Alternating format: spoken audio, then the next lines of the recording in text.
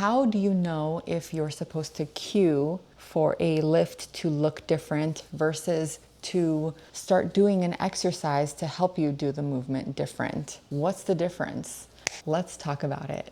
The differences between these two concepts are that one is a cue. A cue is a mental note that you make to do a movement differently, whereas a secondary movement is a lift that you're prescribing that mimics the movement patterns of your primary lift in maybe a slightly different way so that you can either gain muscle, gain strength, gain endurance, gain muscle memory in that specific movement. So let's go over what the differences are between a cue versus a secondary movement. This is something like shoulders back, or hips through, or tuck the elbows, so on and so forth. A secondary movement is an exercise that you're doing that supports your primary movement. The goal here with your secondary movement is to either build muscle, build strength, build muscle memory, or reinforce technique through a certain position. If you can accomplish a movement pattern by cueing, you're gonna save yourself a lot of time and a lot of unnecessary work. You should not do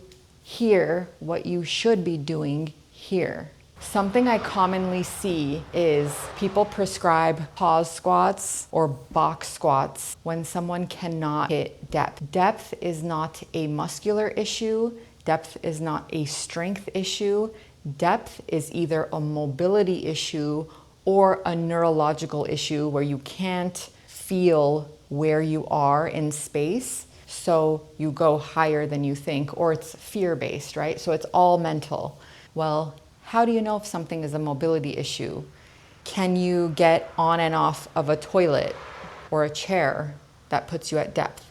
If you can sit on a chair that puts you at depth, you can hit depth in a squat. So if you know that it's not a mobility issue, it is a neurological issue, what do you cue yourself? There are different ways to approach it. We won't get into that. But a pause squat, what does a pause squat work? Some people will die on the hill that pause squats are for depth, and they are not. Sorry, that was way too hot for me. An example of where a cue is inappropriate for a lift, but a secondary movement is more appropriate, is for a pause bench.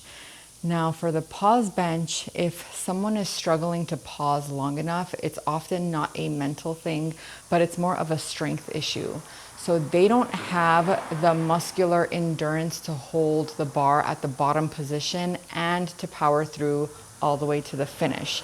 That is where it is more appropriate to prescribe a secondary movement such as long pause bench rather than just cueing the lifter to hold the bar longer, especially when you see that they aren't able to do it the way that you're cueing them. If you would like to see more videos about the differences between cueing versus a secondary movement, please let me know in the comments.